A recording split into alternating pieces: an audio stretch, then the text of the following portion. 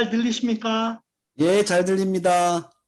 예, 해피 이스터. 해피 이스터. 예, 우리 옆 사람에게 해피 이스터 합시다. 예, 해피 이스터.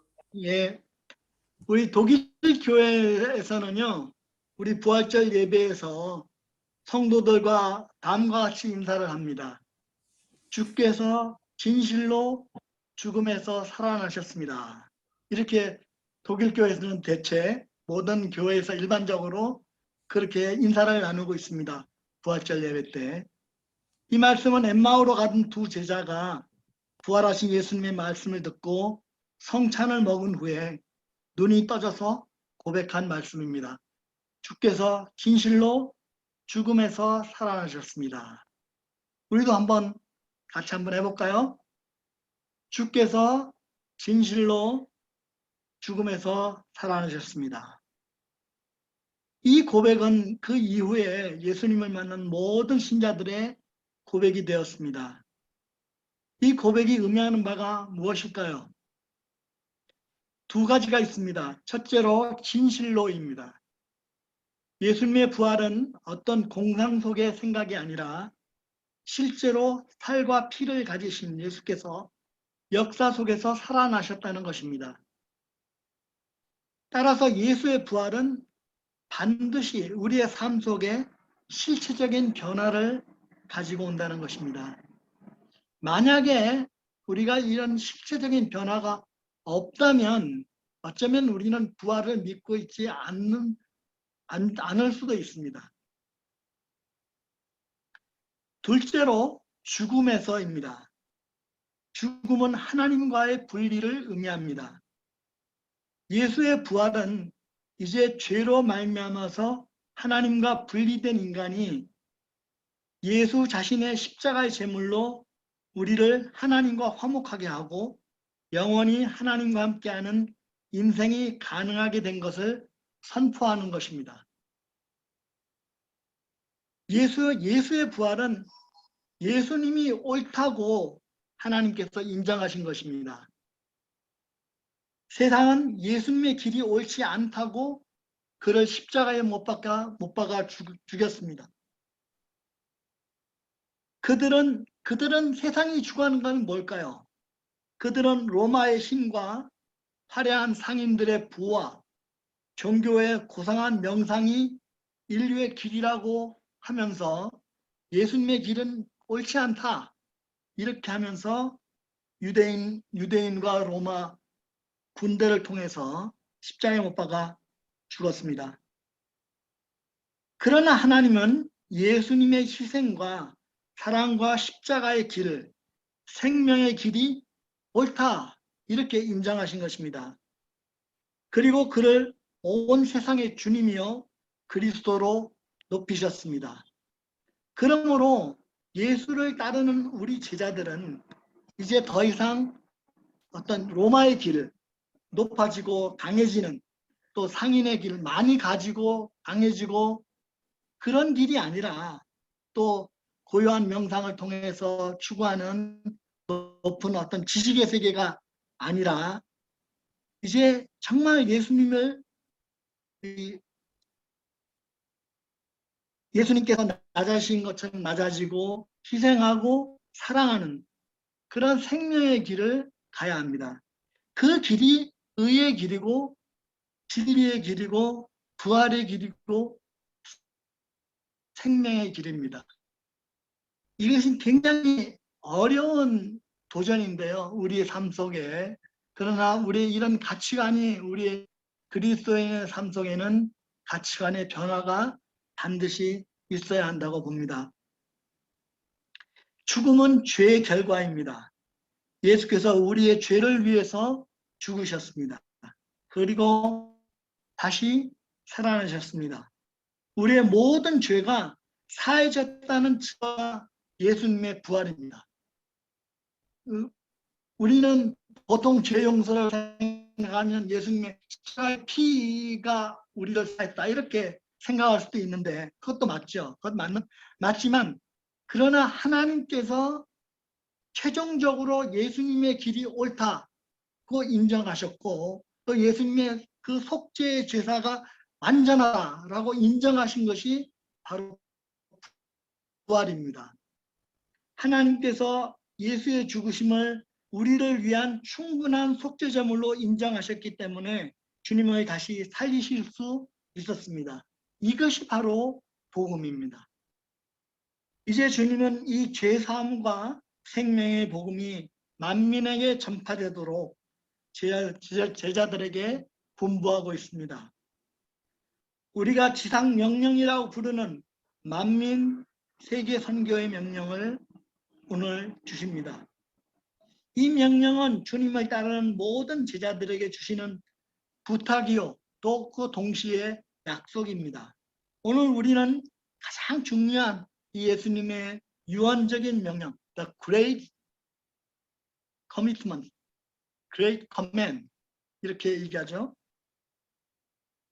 이 명령을 한번 공부해 보고자 합니다. 첫 번째, 이 PPT 내려 올려주실까요?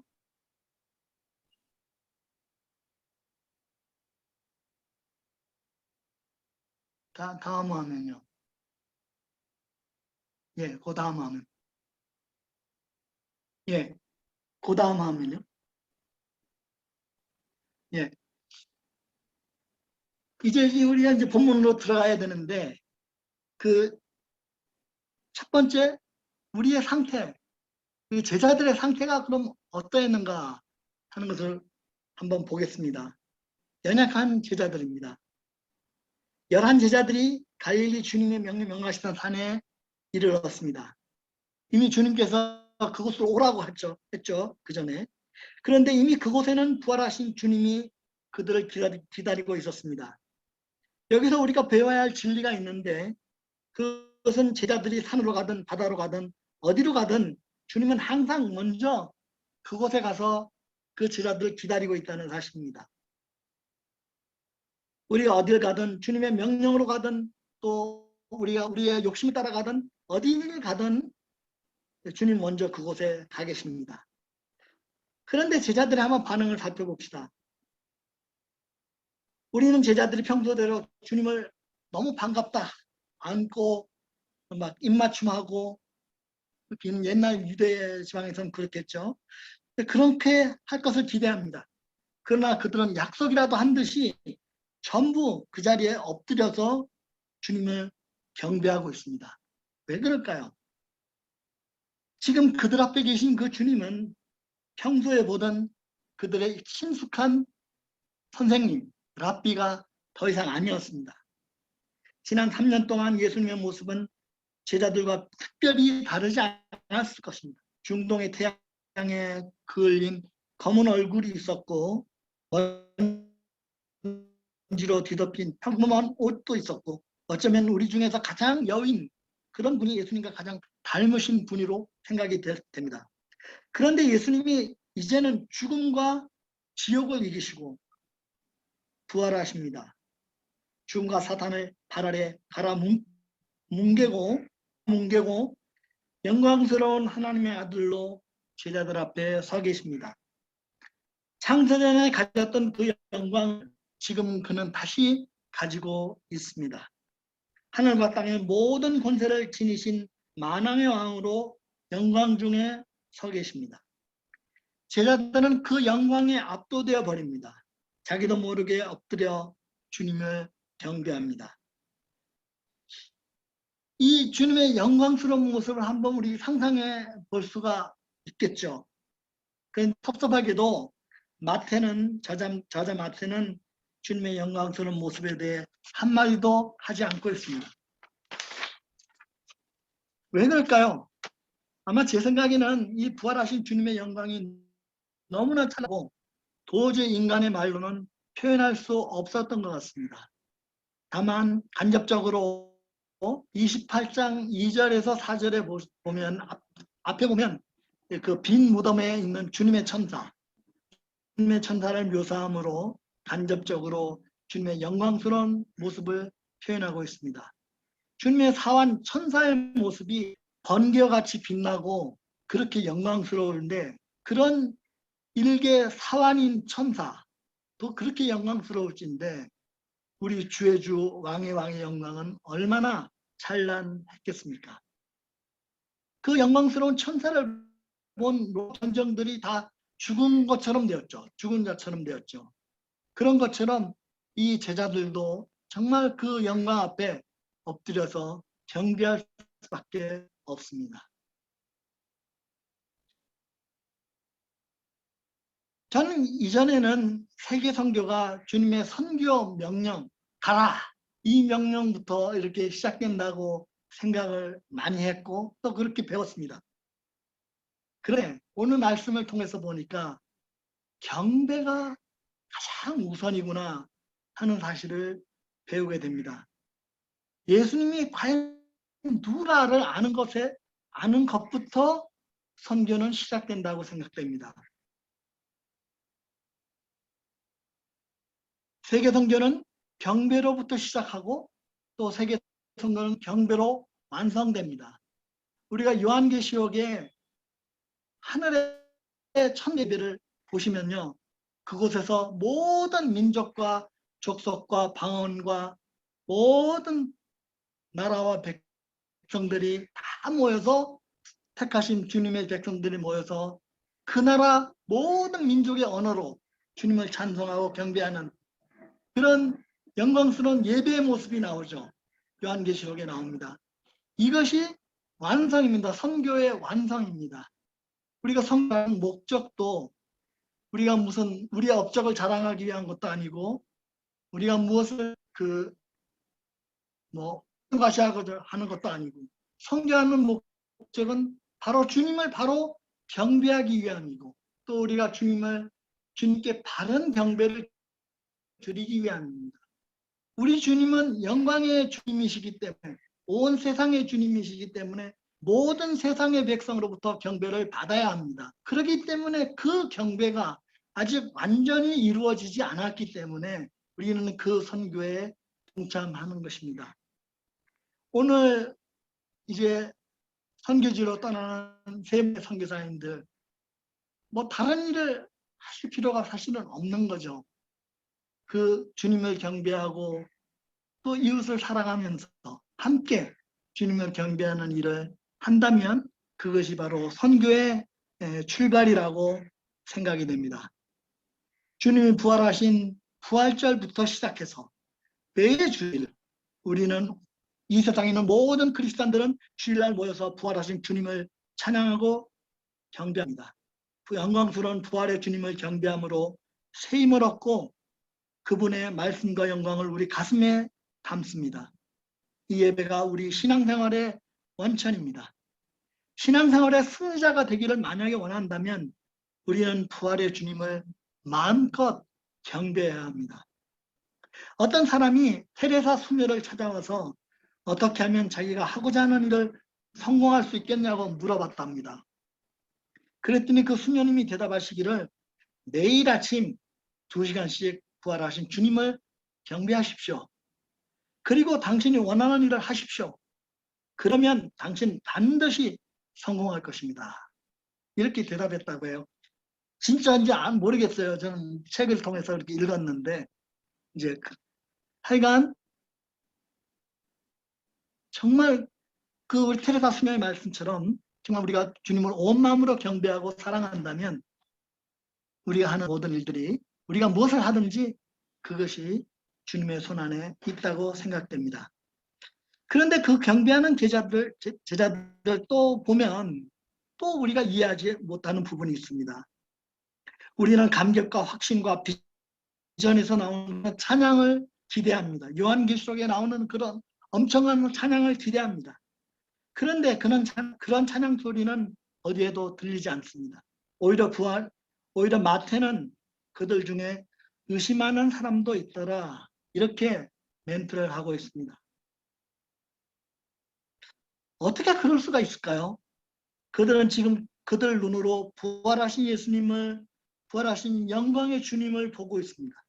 그 영광에 압도되어 엎드려 경배하고 있습니다. 그런데 그 중에 의심하는 사람이 있었습니다. 누가 의심했을까요? 우리가 의심은 눈에 안 보이는 거잖아요.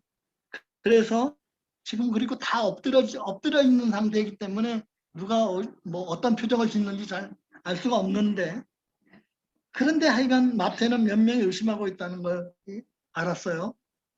또 그렇게 얘기하고 있어요. 그러니까 그것은 아마 틀림없이 마태 스스로가 의심을 하고 있었고, 다른 사람도 아마 자기처럼 의심하고 있을 것이다 라고 추측하고 있는 것 같습니다. 어쩌면 모든 제자들이 다 의심하고 있었는지도 모릅니다. 정말 저분이 예수님 맞나? 정말 저분이 우리와 함께 지내던 그 스승 예수님, 그 사랑의 예수님이 맞는가? 이런 생각을 하고 있었습니다. 이것이 바로 제자들의 현 상태요, 현 주소입니다. 이것이 크고 엄청난 세계 선교를 앞으로 감당해야 할 제자들의 현재 상황입니다. 그런데 사실은 저는 솔직히 말해서 이런 제자들의 의심에 대해서 별로 놀라지 않습니다. 제가 1980년도 80년에 24살의 나이에 지금 이 선교사로 가시는 선교사님들처럼 평신도 선교사로 이거 독일에 왔습니다. 그래서 40년 넘게 이제 선교 생활을 하고 있습니다. 그동안에 참 엄청나게 크고 놀라운 하나님의 일들도 경험했습니다. 저를 통해서 독일 형제들 가운데 독일 그 교회들이 세워지고 이런 것들을 많이 경험하고 한국에서도 그런 아름다운 하나님 역사를 경험했습니다. 그럼에도 불구하고 그렇게 하나님께서 은혜를 많이 베풀어 주셨는데도 불구하고 그동안 얼마나 자주 의심하고 절망을 했는지 모릅니다. 어떤 때는 절망이 너무 심해서 우울증이 와서 마인강에 빠져 죽고 싶을 때도 있었습니다. 기도조차 못할 때도 있었습니다. 그렇기 때문에 이런 제자들의 의심, 제자들의 연약함, 이거는 사실 별로 놀랄 일이 아니죠. 다 이게 우리 문제니까요. 우리가 바로 그렇기 때문입니다. 그런데 정말 우리를 놀라게 하는 것은 제자들을 향한 주님의 믿음입니다. 주님은 그들의 의심도 약점도 누구보다도 잘 알고 있습니다.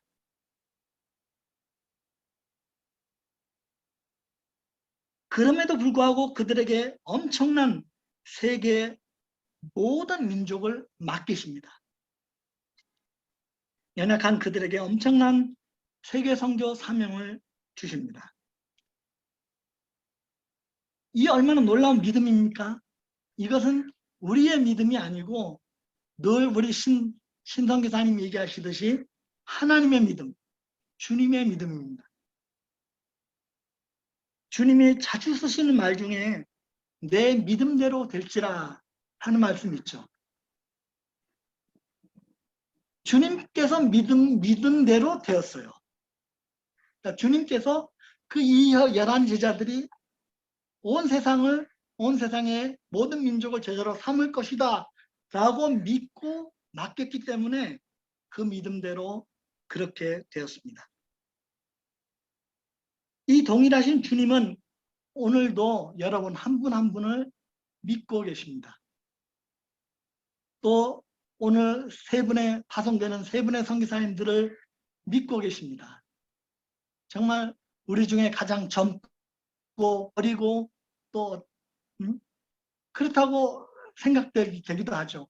그러나 저는 사실 저보다 믿음이 더 좋다고 생각해요. 요즘 같은 세대에 정말 저렇게 헌신하는 청년들이 있구나.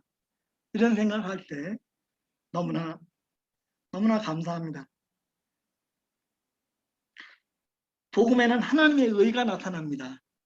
근데 그 의는 하나님의 믿음, 곧 하나님의 신실하심에 기인합니다. 인간의 의가 아니죠.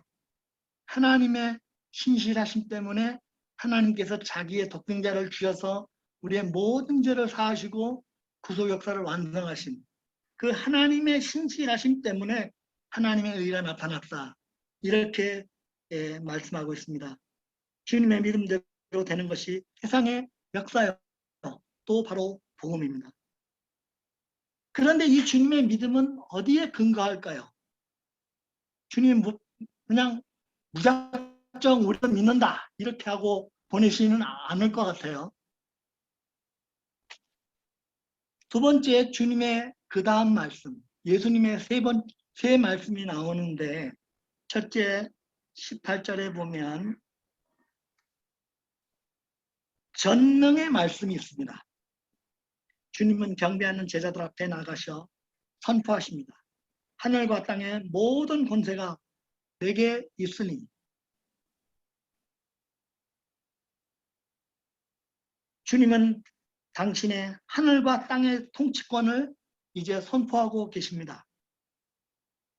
이것은 예수님의 주권, 왕권 선포입니다. 하늘도 땅도 이제는 주님이 다스리는 나라라는 것입니다. 이 우주에서 주님의 권세가 미치지 않는 곳이 없다는 말입니다. 우리는 잘 알고 있습니다. 세상이 악한 것도 사실입니다. 또 그 세상이 복음을 미워하는 것도 사실입니다. 또 사단이 우는 사자와 같이 산길자를 찾아다니고 복음 역사를 회방하고 있는 것도 사실입니다. 코로나가 와서 대면 예배도 전도도 방해하고 회방하고 있는 것도 사실입니다. 제자들이 연약한 것도 사실입니다. 또 우리가 소수인 것도 사실입니다. 이 모든 사실에도 불구하고 이것은 팩트고 진리는 아니죠. 그러나 주님은 이 모든 상황에도 주님이십니다. 그리고 제자들에게 우리에게 세계 선교의 사명을 맡기십니다. 왜냐하면 주님은 당신에게 주어진 권세를 너무나 잘 알고 계시기 때문입니다. 세상의 마귀들은 외칩니다. 우리에게 세상의 권세가 주어져 있다. 세상은 우리 것이다. 그러므로 우리를 건들지 말아라. 이렇게 얘기합니다. 주님께서 부활하시기 전까지는 아무도 이 주장에 이의를 제기할 수 없었습니다. 왜냐하면 예수님이 시험 받으실 때 보면 마귀가 만국은 내게 속하였으니 내게 경배하면 만국을 주겠다. 이렇게 말하고 있습니다. 그때 예수님은 그의 주장에 대해 반박하지 못하십니다. 그런데 이제 부활하신 주님께서 그들의 외침에 대한 답변을 하십니다. 아니다. No. 절대 아니다. 하늘과 땅의 모든 권세가 내게 있다. 이렇게 말씀하고 선포하고 계십니다. 부활하신 우리 주님의 손에 하늘과 땅의 모든 왕권이 쥐어져 있습니다. 우리 주님의 하늘과 땅의 모든 권세가 쥐어져 있습니다. 우리는 주님이 다스리는 나라에서 주님의 권세로 주님의 일을 하는 그리스도의 제자들입니다. 뭐가 걱정이에요? 걱정할 거 아무것도 없죠. 한번 생각해 보세요. 주님이 다스리는 나라에서 주님의 권세로 주님의 일을 하는 그리스도의 제자들인데 여기서 더 필요한 것이 무엇일까요? 그러므로 우리는 반드시 승리하게 되어 있습니다. 누가 이 세상의 주인인지 알고 주인의 제자답게 당당하게 살아야 하고 또 그렇게 살 수. 두 번째 사명의 말씀이 있습니다. 이 말씀은 이제 우리가 잘 아는 세계 선교 명령이죠. 그러므로 가라 하는 그런 말로 선교 명령이 시작이 됩니다. 이 말은 파송은 전적으로 주님의 통치권 안에 그 근거를 둔다는 말입니다. 그러므로라고 하죠. 그러니까 그러므로 예수님이 모든 권세를 가지고 계심으로 그러므로 가라 이런 거죠. 그러면 갈 필요가 없죠. 가서도 안 되고요. 앞에 구절을 분명히 알면 갈 수 있죠.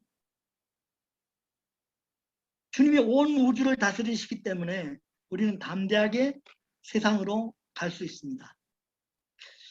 그런데 파송된 제자들이 해야 할 일이 무엇일까요? 첫째로 모든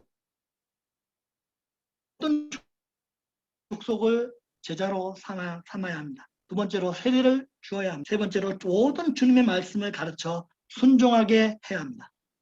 이 세 가지 명령은 사실은 한 가지 명령입니다. 헬라어에 보시면 그 동사가 하나밖에 없어요. 다른 건 다 부사들이에요. 동사가 하나밖에 없다는 말은 제자를 삼으라 라는 말이 동사입니다. 나머지는 그 동사를 받쳐주는 부사들이에요. 그러니까 이렇게 해서 제자를 삼아라, 그런 내용입니다. 제자를 삼는다는 말이 무엇일까요? 11 제자들은 주님으로부터 3년간 또 3년 반 동안 어쩌면 제자 양육을 받았습니다. 그들은 주님을 위해 살고 주님의 말씀을 지키면서 살아왔고 또 살아야 합니다. 그들은 주님의 삶과 주님의 죽으심과 부활의 증인들이 이제 되었습니다. 이제 그들은 가서 모든 족속을 자기들 같은 주님의 제자로 삼으라는 말입니다. 이것은 다른 것을 하라는 얘기 아니라 나 같은 사람을 만들어내라는 얘기예요. 그러니까 내가 똑바로 살면 그렇게 살게 된다는, 그렇게 만들어진다는 얘기입니다. 그래서 무슨 막 열심히 해서 하는 것이 아니라 내가 주님의 그 제자답게 살고 있으면 반드시 주님의 제자들이 재생산되고 된다는 것을 의미합니다. 요한복음에 보면 우리가 서로 사랑하면 세상이 너희가 예수의 제자인 것을 알지라, 이렇게 말씀하고 있죠. 그래서 결국은 우리가 서로 사랑하면, 서로 오늘 파송된 3명의 선교사들이 정말 뜨겁게 서로 사랑한다면 거기 있는 현지인들이 아, 저분들은 뭐가 다르네 하고 생각하고 그분들을 따라서 예수의 말씀을 듣게 되고 제자가 된다는 그런 내용입니다.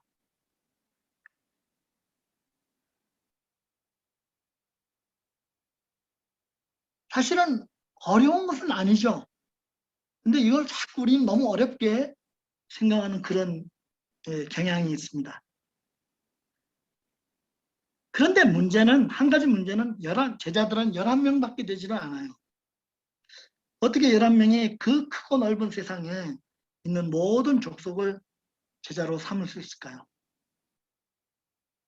그것이 첫 번째 가능한 이유는 이미 우리가 살펴본 바대로 주님의 통치권 아래에 있습니다. 주님의 모든 권세, 하늘과 땅의 모든 권세가 주님에게 있기 때문에 우리는 그 세계선진 명령을 순종하고 그렇게 나아갈 수 있습니다. 주님의 전능하신 그 권세가 첫 번째 이유입니다. 주님의 뜻은 하늘에서도 땅에서도 반드시 이루어지기 때문입니다. 하나님 나라가 오는 것이 바로 주님의 뜻이기 때문입니다. 그래서 내가 소원하는 것도 아니고 내가 그 구상해낸 것도 아니죠. 이 아이디어는 주님께서 구상하신 것이에요. 그래서 정말 예수께서 하라고 하는 대로만 하면 이제 이루어진다는 그런 얘기죠. 두 번째 가능한 좀 인간적인 이유를 한번 들어보겠습니다. 두 번째 가능한 이유는 제자 양성이라고 하는 독특한 프로그램에 있습니다. 제자를 삼으라, 이렇게 말씀하셨죠. 이 제자 양성의 가장 큰 매력은 재생산에 있습니다. 그러니까 나와 같은 제자를 한 사람 더 생산한다, 그런 얘기죠. 복사판을 만들어낸다는 그런 얘기예요. 주님은 하늘의 모든 지혜를 가지신 분입니다. 세계 선교를 이루기 위해서 당신의 모든 지혜로 찾은 방법이 제자 양성입니다. 만약에 우리 신자들이 이 명령을 따른다면 대단히 짧은 시간 안에 세계 선교는 이루어질 수 있습니다.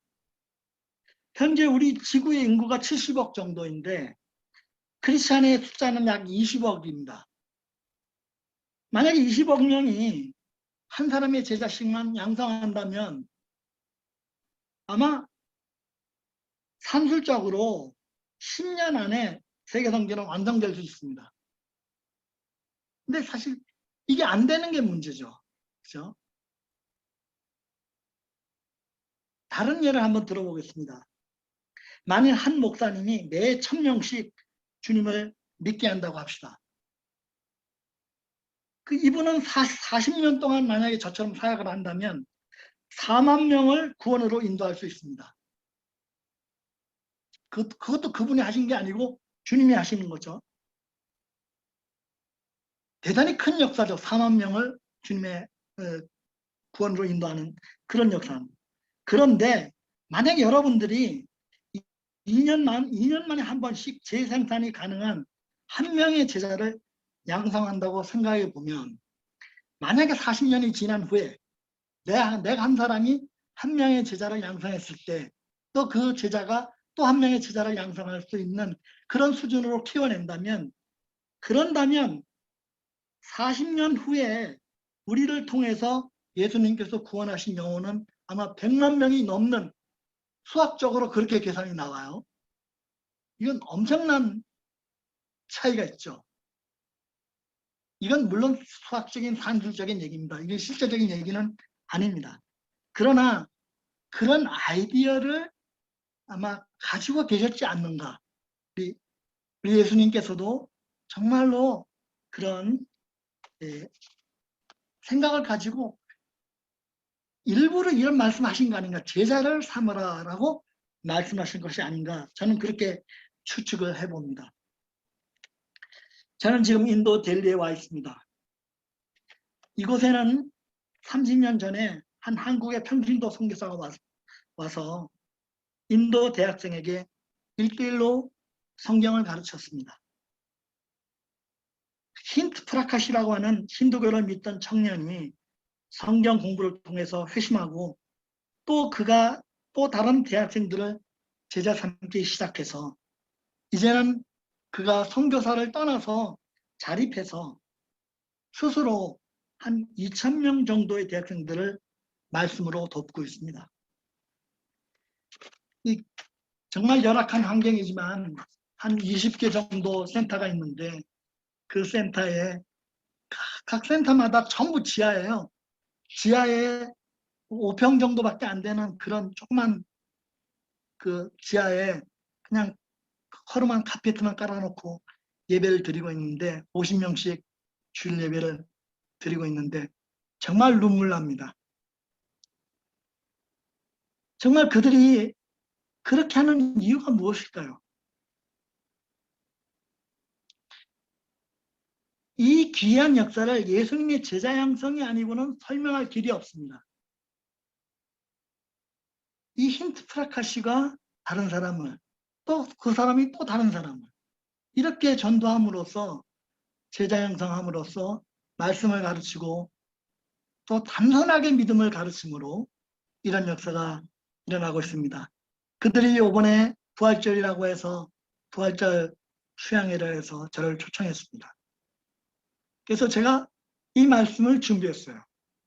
근데 오늘 우연하게 또 우리 WCDF에서도 이 선교사를 파송한다고 이런 오늘 처음 알았어요.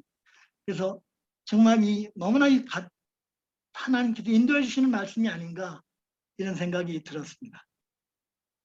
이들은 모두 신학을 전공하지 않는 평신도 간사들입니다. 인도의 형제들은 다 평신도 간사들입니다.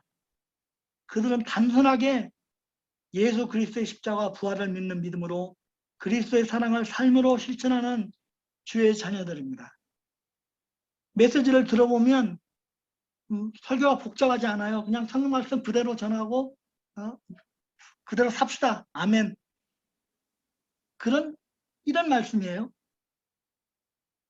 이들은 2030년까지 지금 한 25개 정도의 센터가 있는데 한 500개 센터 500개 캠퍼스를 개척하고자 기도하고 있습니다. 또 서남아 7개국을 넘어서서 독일과 한국과 미국에 선교사를 역파송하고자 기도하고 있습니다. 실제로 이들 중에 이제 이 한국에 간 분들도 계시고, 물론 공부하러 가신 거죠. 신학 공부하러 가셨는데 이제 그런 분들도 계시고, 실제로 이제 널스로, 간호사로 이렇게 외국으로 나가시는 그런 분들도 있습니다.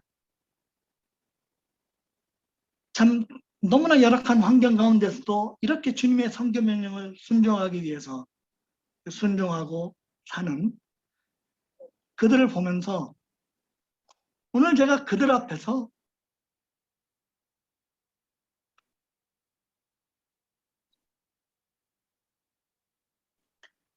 무슨 말씀을 더 하겠습니까? 오히려 제가 부끄러워지고,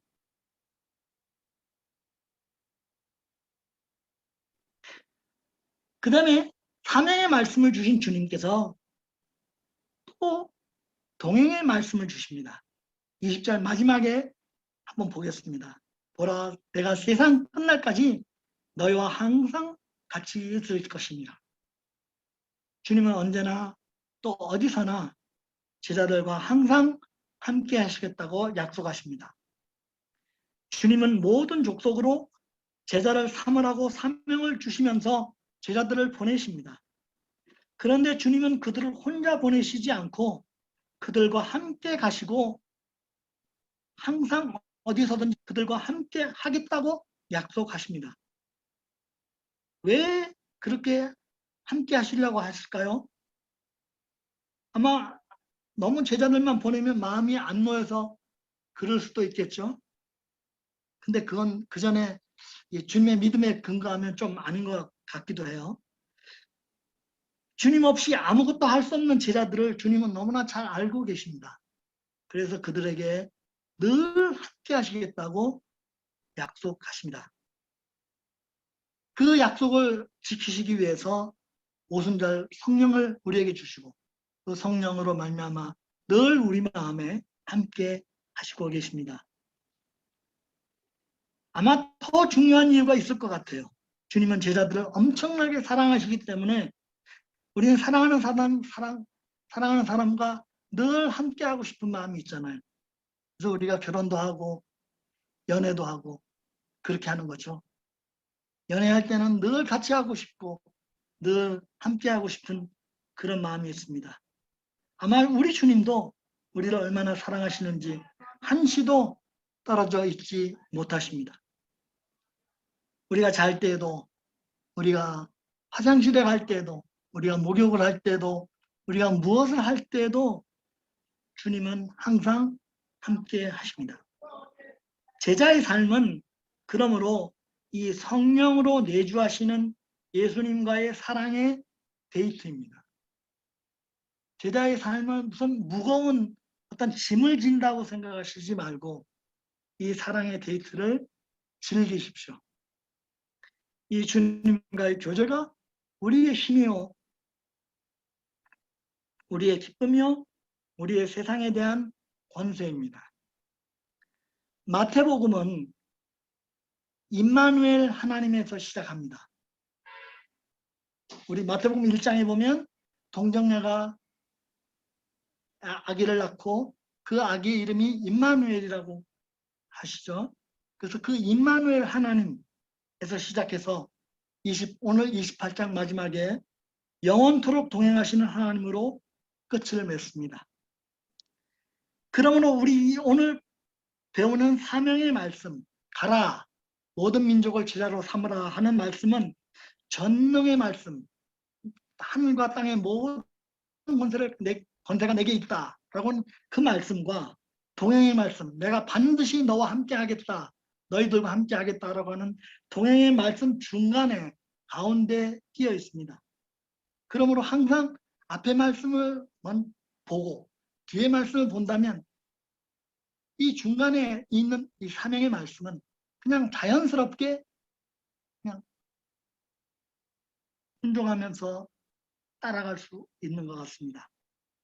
따라서 우리는 사명을 부담스러워하지 않고 전능의 말씀과 동행의 말씀 사이에서 그 말씀에 붙들려 즐기면서, 우리 이전에 이명재 목사님이 그런 말씀하신 적 기억해요. 선교 여행을 즐기면서 여행하듯이 해라.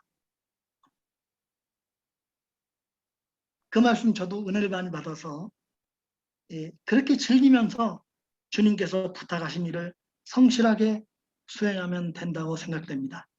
우리 WCDF 동역자님들을 통해서 모든 민족을 제자 삼으실 주님을 찬송하고 경배합니다.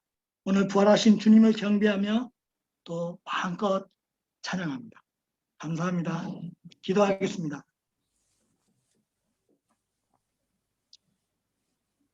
하나님 아버지, 감사합니다. 주님께서 오늘 우리에게, 이 연약한 제자들에게 주님의 세 가지 말씀, 이 전능의 말씀과 또 사명의 말씀, 동행의 말씀을 주시면서 정말 저희들을 너무나 잘 이해하시는 그런 말씀을 주신 것을 감사드립니다. 우리가 이 말씀에 순종해서 주님을 따라 주님을 사랑하면서 주님과의 데이트를 즐기면서 이 주님 주신 아름다운 십자가를 볼 수 있는, 고난을 영광스럽게 만드는 그런 사람들이 될 수 있도록 주님께서 축복하여 주시기를 간절히 기도합니다. 오늘 파송되시는 3명의 선교사님들에게 하나님께 이 귀한 말씀으로 늘 동행하여 주시기를 간절히 기도합니다. 예수님의 이름으로 기도했습니다.